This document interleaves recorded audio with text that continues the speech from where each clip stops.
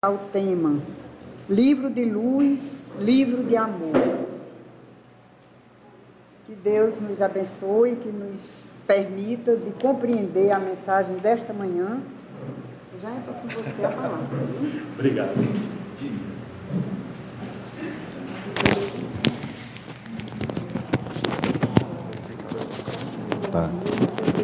Tá desligado. Aqui tá ok, mano? Subir mais, né?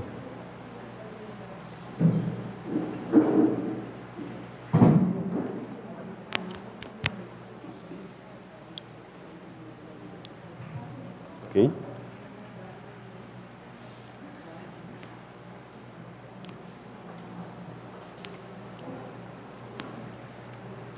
Então, um bom dia para todos. Antes de tudo, nós gostaríamos de agradecer do fundo do coração pelo convite. E eu estou sem palavras, gente. A apresentação do Toque de Luz é de arrepiar dos pés à cabeça, é maravilhoso. Não é só um toque de luz, é uma fonte inesgotável de luz. Que bom que a arte espírita tenha avançado na nossa cidade. Quisera Deus que nós estejamos com trabalhos como esse há muitos e muitos anos. Que toda palestra tivesse antes música, que maravilha seria. Que trabalho grandioso que esses meninos fazem. Que bom, que bom. E para amanhã de hoje, meus irmãos, para esse mês, nós separamos uma humilde homenagem ao Evangelho segundo o Espiritismo.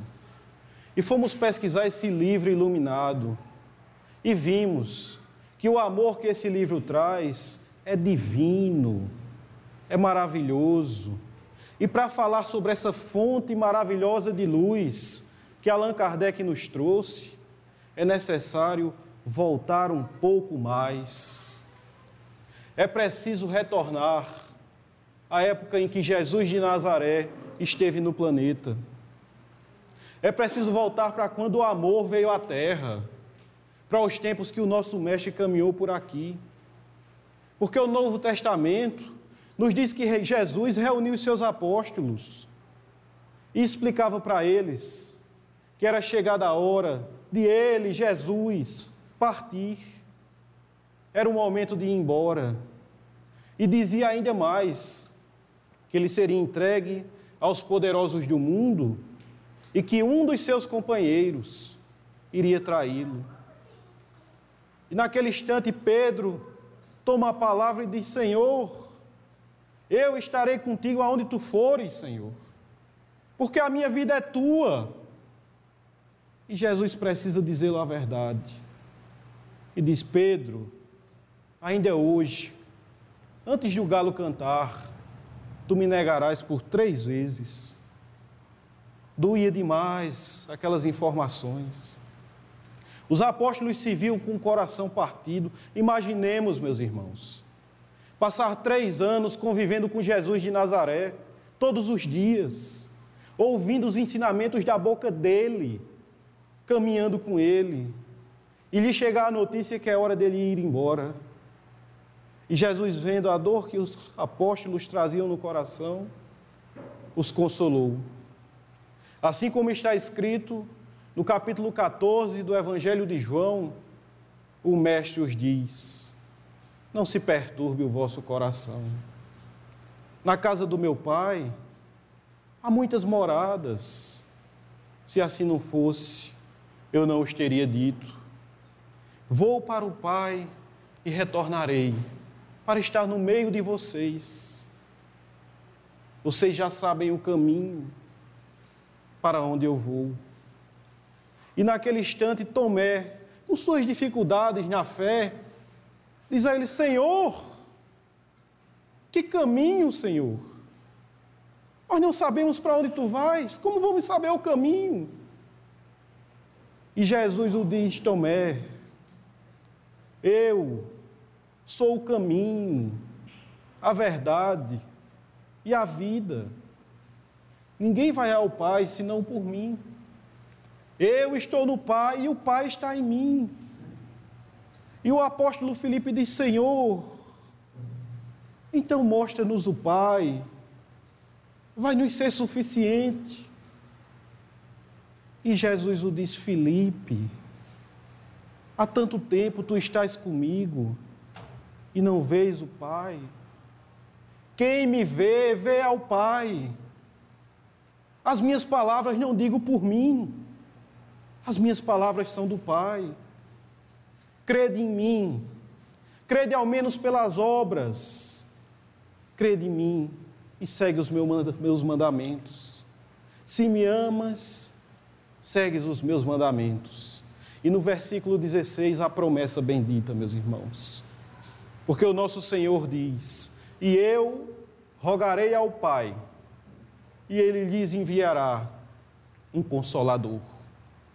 O Espírito da verdade que esteve entre os homens e os homens não o reconheceram, mas que vocês o conhecem e que estará no meio de vocês.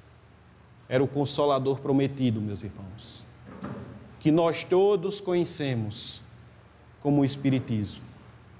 O movimento que nós abraçamos de coração, a promessa de Jesus para novos ensinamentos no tempo certo. Porque o Mestre iluminou a terra utilizando palavras que eram compreensíveis àquela época. Mas a humanidade avançaria e era necessário que viessem novas luzes, novas formas de falar sobre o amor de Deus. Era necessário que o Espiritismo viesse à terra para nos mostrar e nos ensinar o Evangelho de Jesus. Este livro, esta codificação de Allan Kardec é a chave para entender Jesus, para penetrar na luminosa sala do coração de Deus. É um convite bendito para despertarmos, para sabermos o que realmente vale a pena, o que realmente estamos fazendo aqui na Terra.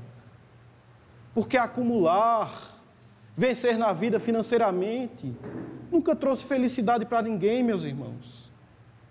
Porque não adianta viver num castelo sozinho. Porque muito mais vale uma família, num local muito humilde, mas que se ama. Eis que o Espiritismo vem nos mostrar o tesouro dos céus, que as traças não corroem. E para estruturar todo esse movimento que nós tanto amamos, para trazer à Terra essas explicações benditas, era necessário que viesse um grande trabalhador do Cristo, que todos nós conhecemos como Allan Kardec. O bom senso encarnado, um servidor incansável, que nasce na França, de família bastarda, filho de juiz, e que coloca as mãos ao trabalho desde sua juventude, vai estudar, é discípulo de Pestalozzi, um homem poliglota, inteligente, porém humilde, que gostava que os seus alunos se aproximassem dele, que desenvolve formas de ensinar educação com amor, ilumina a infância e a juventude do povo da sua região com os seus ensinamentos.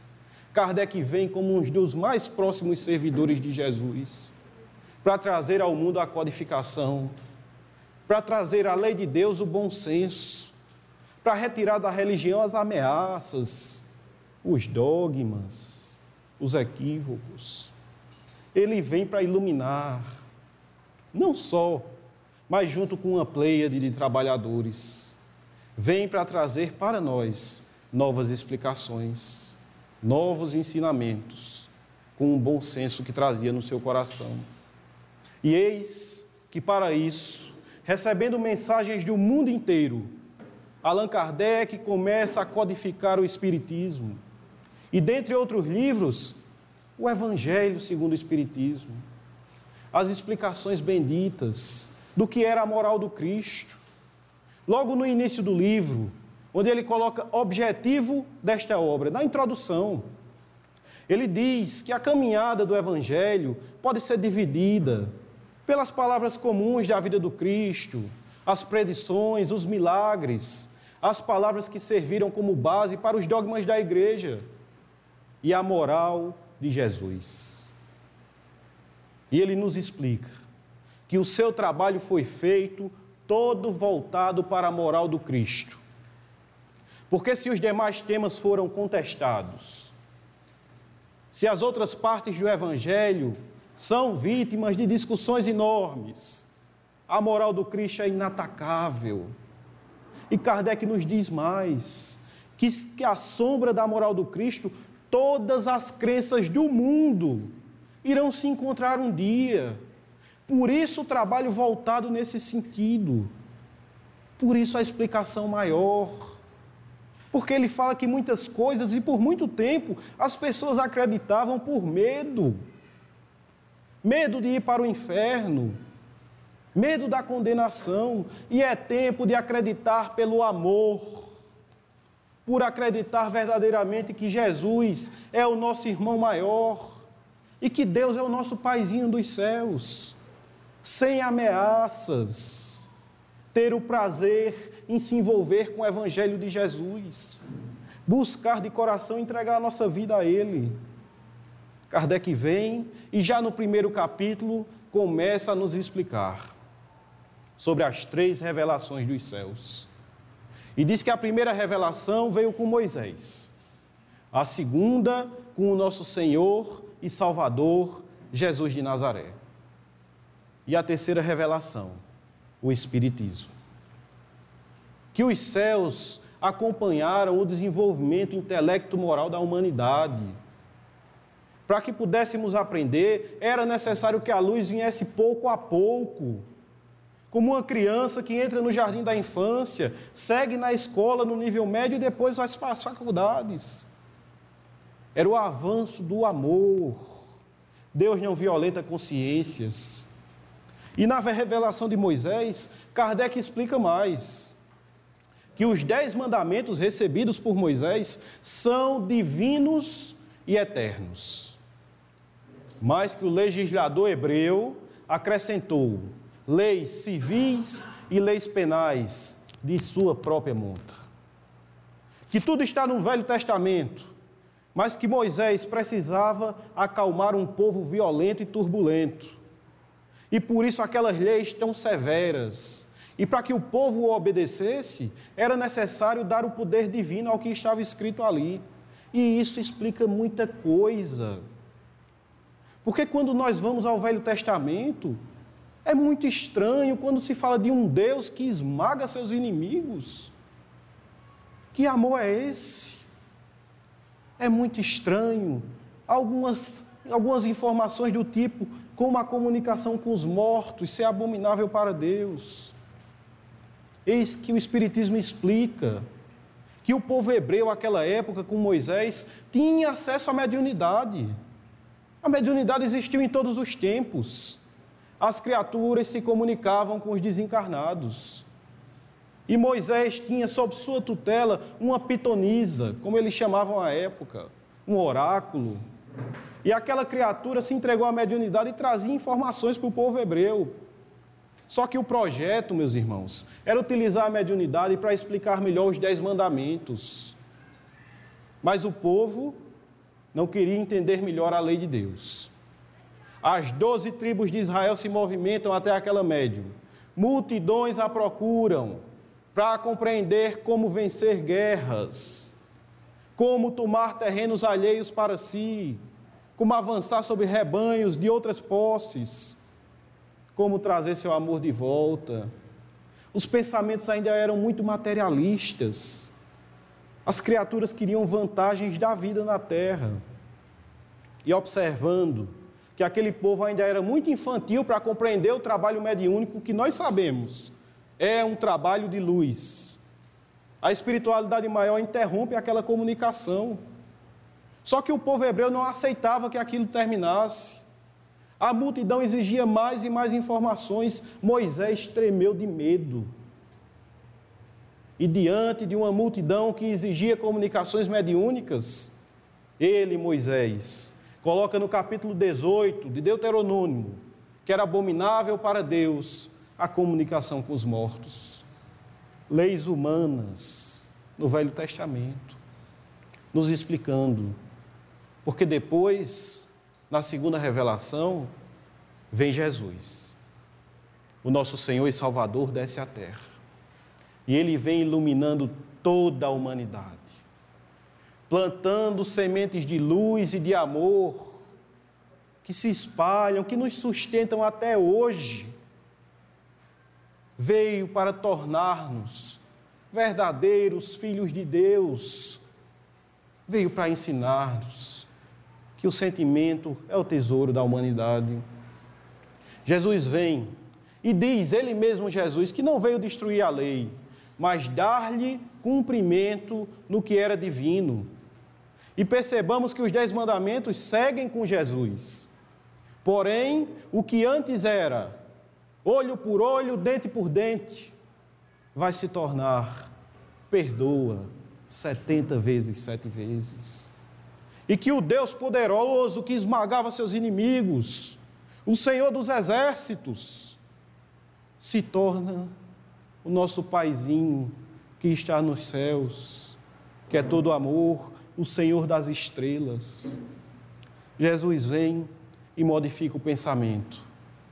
Traz consigo projetos iluminados, que ao seu tempo não tinham como ser compreendidos completamente. Por isso as parábolas, por isso as frases figurativas, eram sementes de luz que iriam brotar. Muitas criaturas à época não conseguiram compreendê-lo, mas Jesus trouxe a sua revelação grandiosa e celeste e deu um grande salto para a humanidade.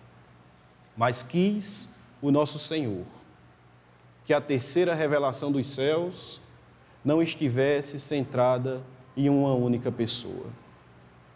Se a primeira revelação veio com Moisés, a segunda com ele, o nosso Senhor e Salvador, o maior de todos, a terceira revelação, o Senhor quis que chovesse dos céus, por todos os lugares, através dos Espíritos do Senhor, que são a verdade chovendo na terra, comunicações benditas, meus irmãos, por várias pessoas, em vários locais do mundo.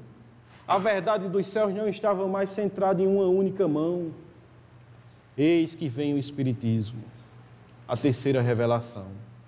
Surge na Europa, com Kardec, no período exato, porque a ciência avançava, e com ela uma incredulidade terrível.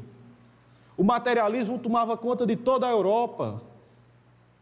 Naquele instante, as grandes mentes daquele movimento diziam taxativamente que Deus morreu e que as igrejas, os locais religiosos, iriam se tornar museus para atestar a inocência humana, onde buscavam o ópio, a enganação.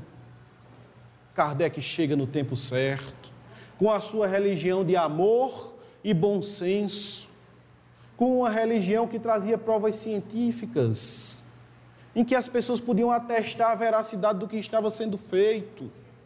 O bom senso entra no seio da religião, e o amor não precisa mais ser obrigado, porque nós espíritas, meus irmãos, não precisamos temer a Deus. Nós estamos aprendendo a amá-lo, é muito diferente. Não precisamos de ameaças terríveis para nos submeter a essa religião de luz. Eis que naquela época, Kardec trouxe o doce mel do Evangelho para os corações que já não tinham mais esperança. Porque o sofrimento do materialista é terrível. Dói demais acreditar que com a morte tudo está acabado. Eis que o Espiritismo vem, iluminando e ensinando, tocando os nossos corações, explicando o Evangelho nos pontos em que era muito difícil a compreensão, a tal ponto que no capítulo 23 do Evangelho segundo o Espiritismo, o título é Moral Estranha. E ele separa trechos do Evangelho de Jesus, que a humanidade teve muita dificuldade para compreender, e através dos Espíritos iluminados as explicações vieram. Porque está no Evangelho de Lucas que Jesus vinha, e junto com ele uma multidão de pessoas. E o nosso Senhor se vira para aquelas pessoas e diz: aquele que vem a mim e não odeia seu pai, sua mãe, seus irmãos. Não pode ser meu discípulo. É estranho ou não é? É difícil de compreender. Mas o Evangelho segundo o Espiritismo nos traz as explicações. Kardec nos diz que a pobreza da linguagem humana fazia com que as pessoas utilizassem palavras para vários sentidos, como ainda hoje acontece. E que nas traduções alguns equívocos ocorreram. E depois das primeiras traduções, os copiadores. Bastava um errar e aquilo ia seguindo adiante, com um equívoco escrito no Evangelho. E a época de Jesus, nos ensina Kardec, que a palavra odiar era a mesma utilizada para a palavra amar menos. Olha como muda o ensinamento. Olha como muda o sentido daquela orientação.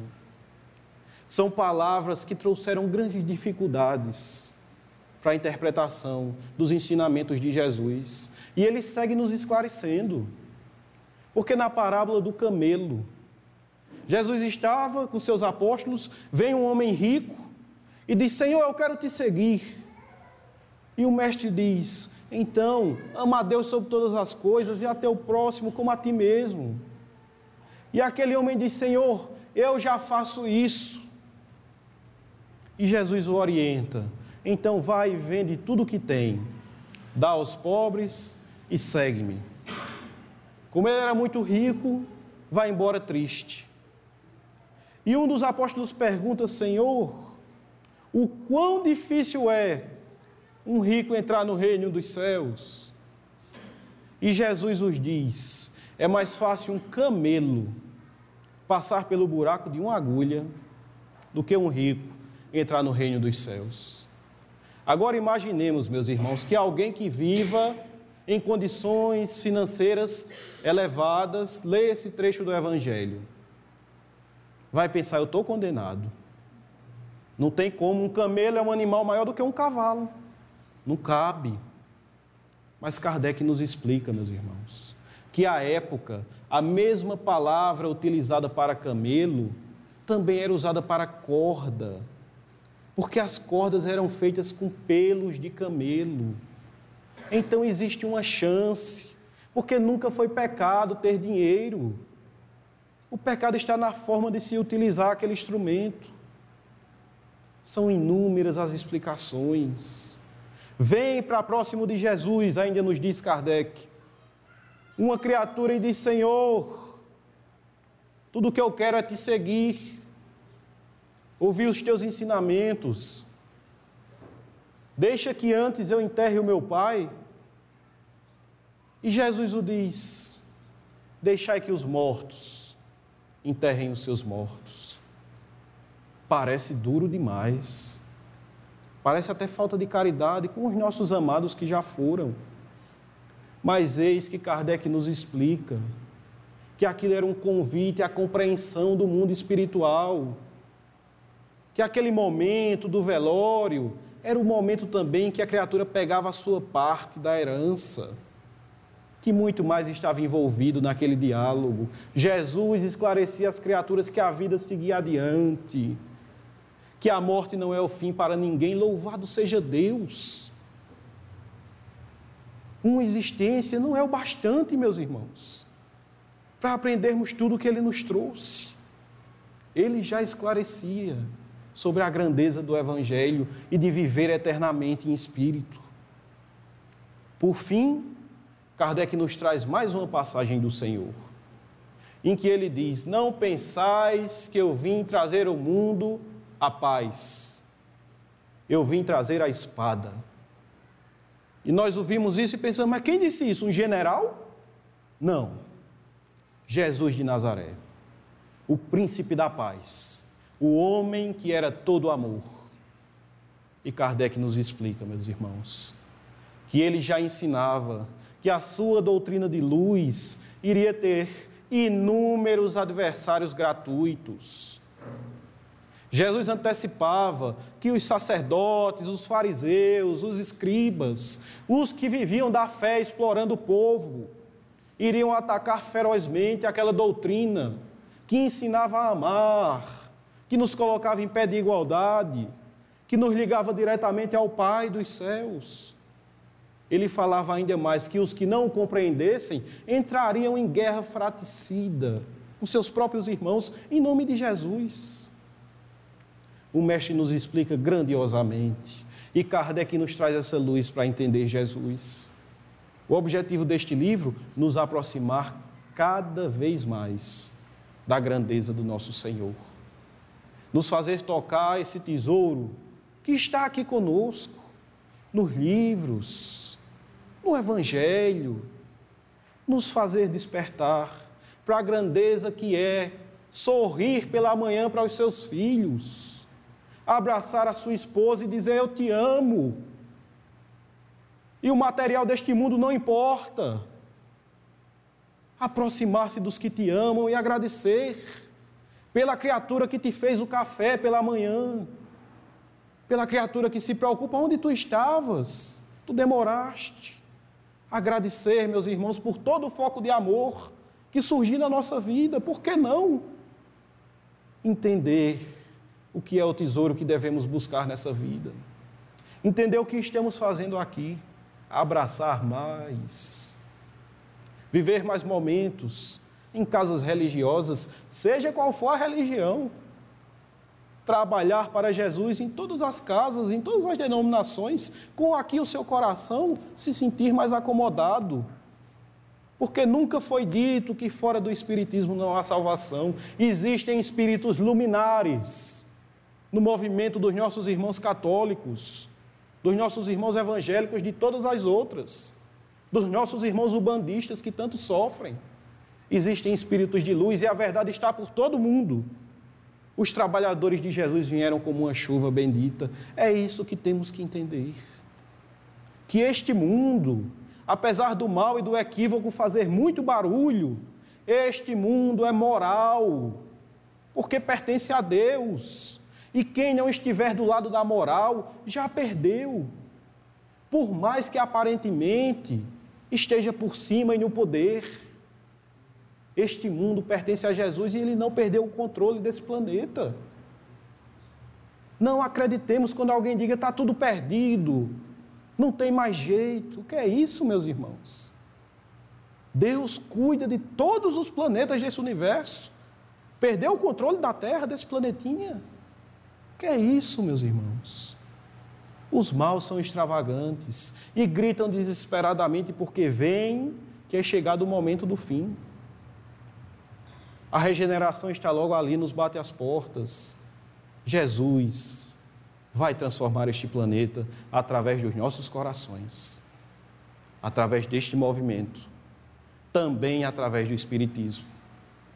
Porque no capítulo 20 desse livro de luz, intitulado Trabalhadores da Última Hora, e no seu subtítulo, Missão dos Espíritas, mensagem que o Espírito Erasto trouxe para nós, em que ele diz: alegrai-vos, novos trabalhadores de Deus, alegrai-vos e preguem este novo dogma da reencarnação.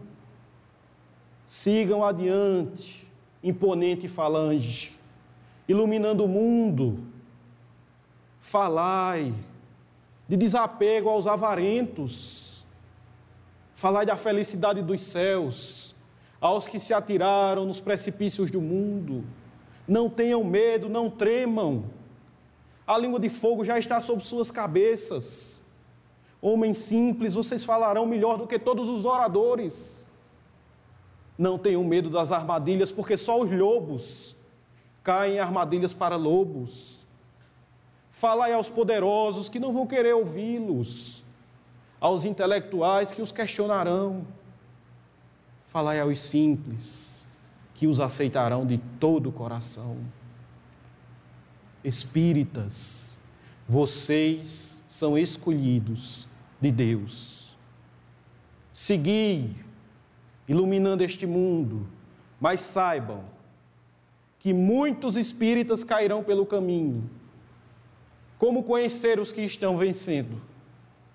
Os conhecerão por muito servir, pela caridade que fizerem, por muito amar ao próximo, por sua humildade, por servir a Deus sem querer nada em troca, por levar aos sofredores um alento, por muito amar, seguir adiante, seguir no trabalho.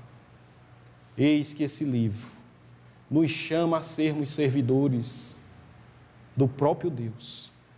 E eis que o codificador, que nós tanto falamos, Allan Kardec, era um missionário enviado dos céus, de onde Jesus e os espíritos eleitos habitavam, e nos permita relatar a visão do plano espiritual, quando do desencarne do nosso amado codificador. Assim como está na psicografia de Chico Xavier, é dito que quando do velório de Kardec, ele estava lá em espírito, e que 200 ou mais de espíritos lá estavam para agradecê-lo. Eram pessoas do povo aos quais ele enxugou as lágrimas, poderosos que através dos livros que ele escreveu, descobriram o real sentido da vida. Inúmeras pessoas que tiveram o conforto do Evangelho no coração, depois das explicações do Mestre.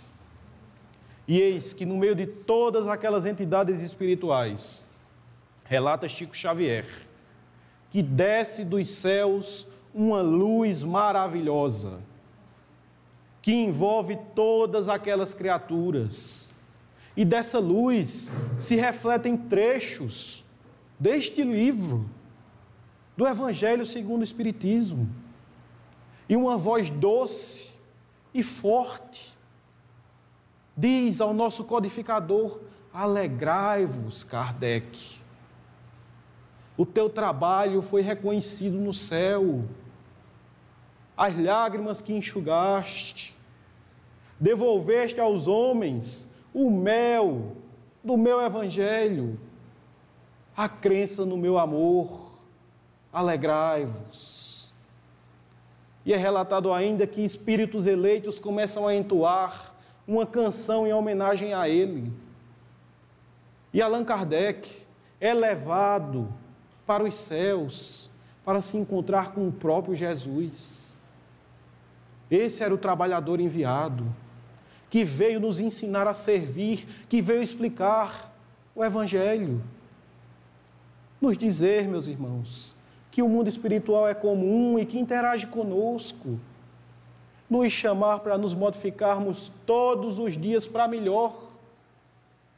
Porque não existe isso de eu sou assim. Você é uma construção divina que não pode parar. Seja qual for sua idade, o seu espírito é eterno, que não existe. Morrerei desta forma é uma paralisação, meus irmãos. Estamos aqui para caminhar adiante, para seguir e para aprender a servir. Porque o nosso amado Chico Xavier nos traz em uma de suas obras o relato de um grande espírito.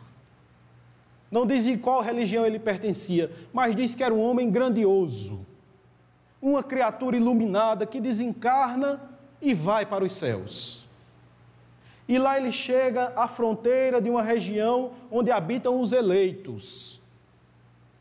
Aquele espírito traz consigo uma túnica brilhante, o seu semblante passa um respeito. Era um grande homem.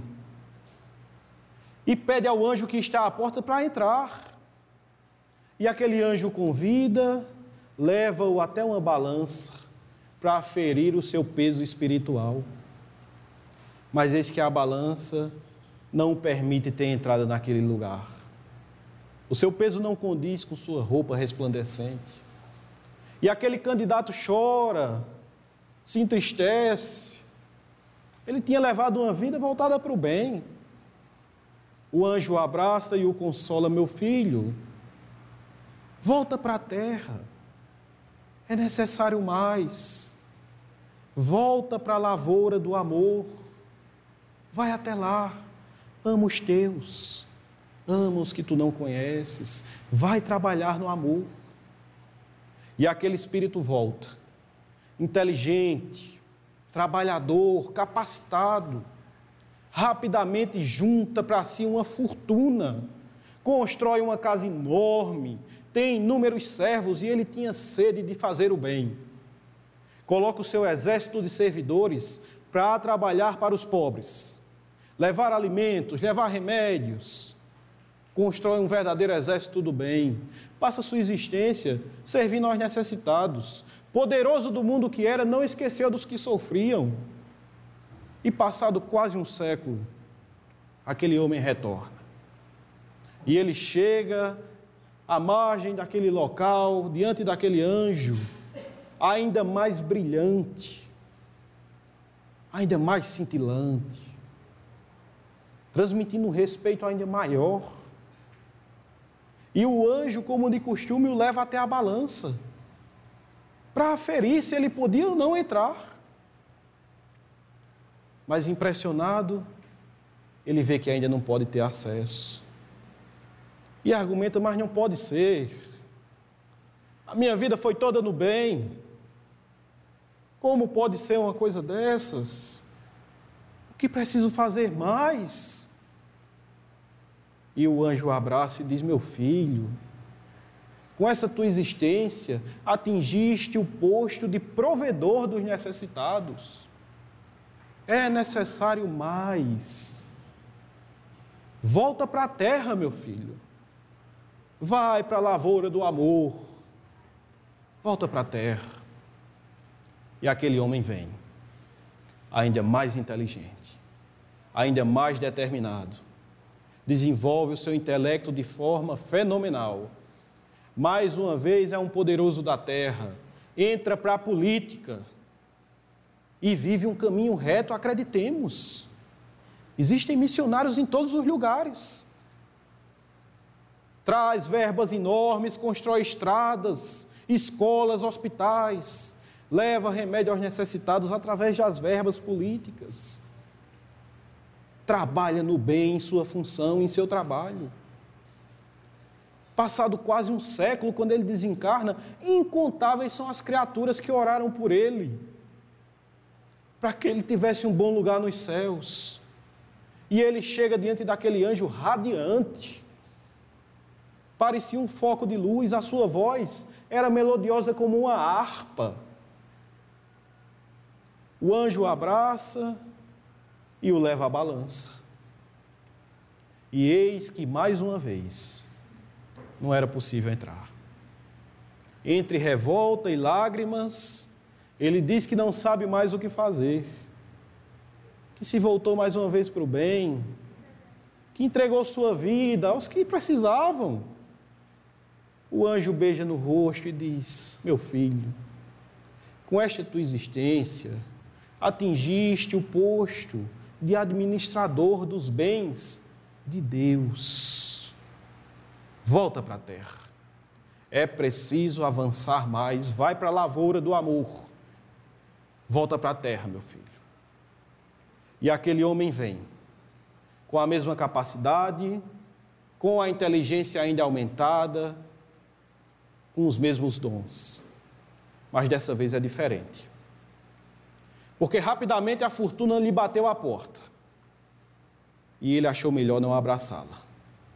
Deixa que ela siga adiante, para os que precisam. Ele se coloca como um humilde servidor. Vai para os lugares terríveis, mais obscuros da terra, aonde campeava a doença, o vírus, as pragas. Levanta os caídos, evita crimes, evita suicídios. Vai trabalhar com suas próprias mãos. Não há mais servos fazendo o trabalho por ele. Diante de sua luta aqui na terra, servindo aos necessitados, recebe como pagamento a incompreensão, a ingratidão, é um espinho que lhe fere a carne.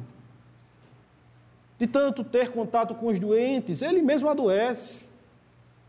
Seu corpo se enche de chagas, pobre, necessitado, vivendo para os outros, ele desencarna. E ao chegar no plano espiritual, diante daquele anjo, ele se apresenta tal qual um mendigo. suas roupas são rasgadas, sua pele coberta de feridas, em cima do seu perispírito um tipo de lama que ele adquiriu nos ambientes que caminhava, aqui na terra. E diz ao anjo: tende misericórdia de mim. Tende misericórdia de mim, porque se antes eu me apresentei a ti, coberto de luz, eu agora sou todo imundície. O que será de mim? E aquele anjo beija no rosto e o leva à balança bendita. E o fiel daquela balança o dá entrada nos reinos celestes. Ele chora sem acreditar. E o anjo, feliz por ele, diz: meu filho, agora tu atingistes o maior de todos os postos da terra. Agora tu és um servo do Senhor. Vai para a luz, vai para a luz. Eis que esse é o projeto, meus irmãos. Por isso a codificação está no mundo. Por isso nós abraçamos essa doutrina maravilhosa, para nos tornarmos os mais humildes servos do Senhor. Para nós não importa mais a hierarquia, ser conhecido, arrebatar multidões. Nós só queremos servir. Esse é o aprendizado. Sermos grandes nos mostrando o máximo de humildes possíveis. Servir a Jesus, servir ao Pai. Viver pelo mundo servindo e amando, conhecendo de perto os ensinamentos que o nosso Mestre nos trouxe. Eis que o objetivo da nossa doutrina é nos aproximar de Deus. Sejamos nós, meus irmãos, os servos do nosso lar, os servos do nosso trabalho.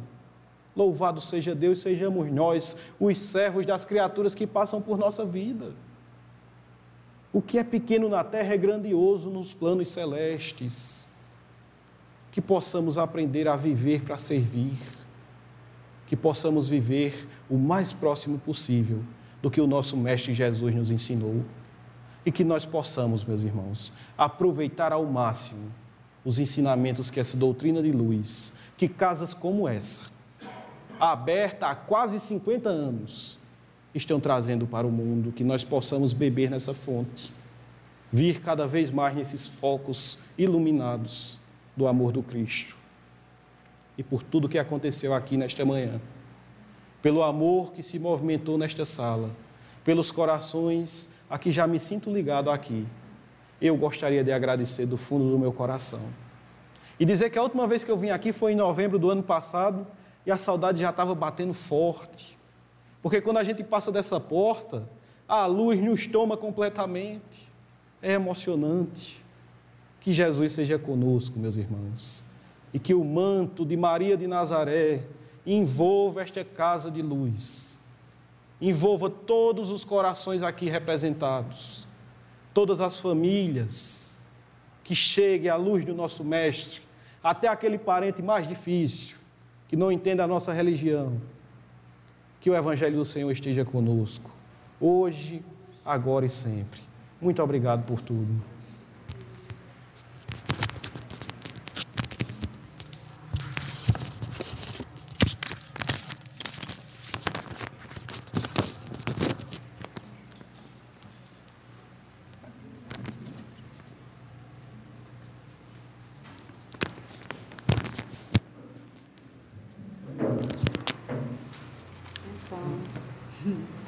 Sem palavras.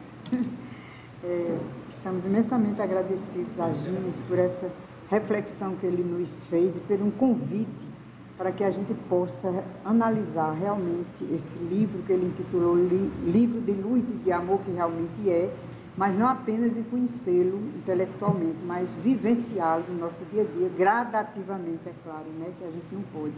Então, que Deus o abençoe.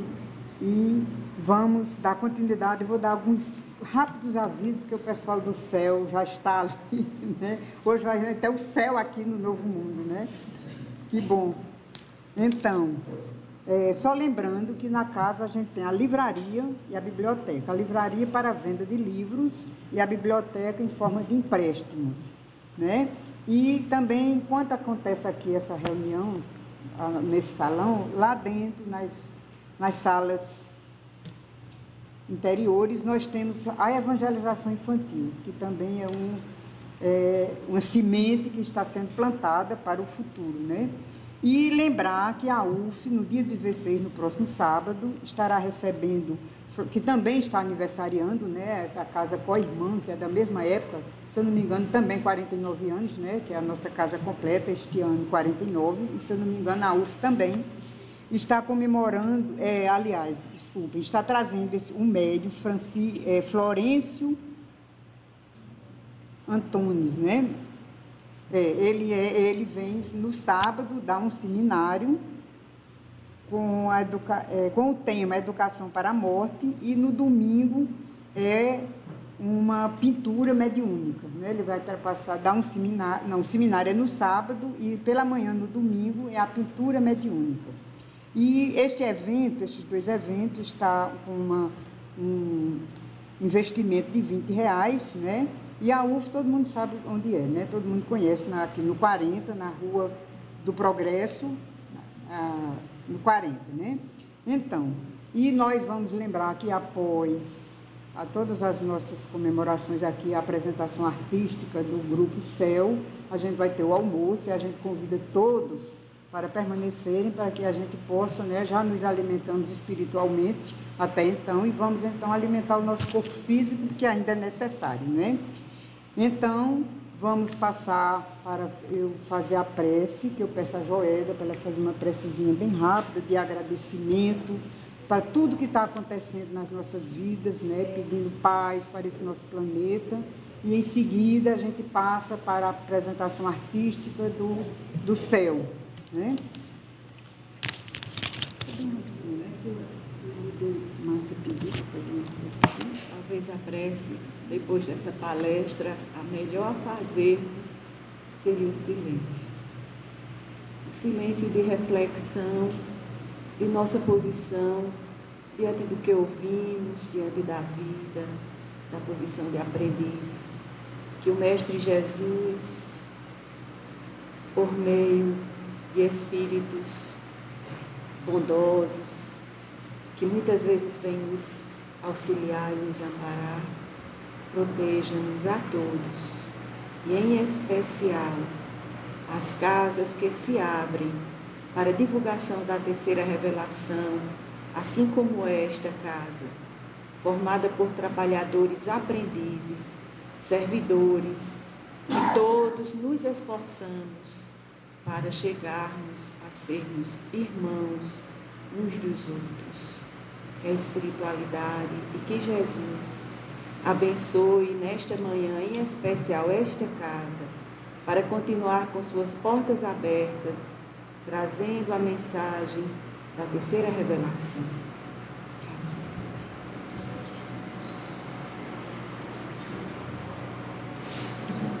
Convidamos o Grupo Céu, e que nós permaneçamos nesse clima de harmonia, de paz, nos alimentando desses fluidos que estão sendo trazidos pela espiritualidade amiga a todos nós que aqui nos encontramos. E neste momento também a gente pode se lembrar, nos lembrar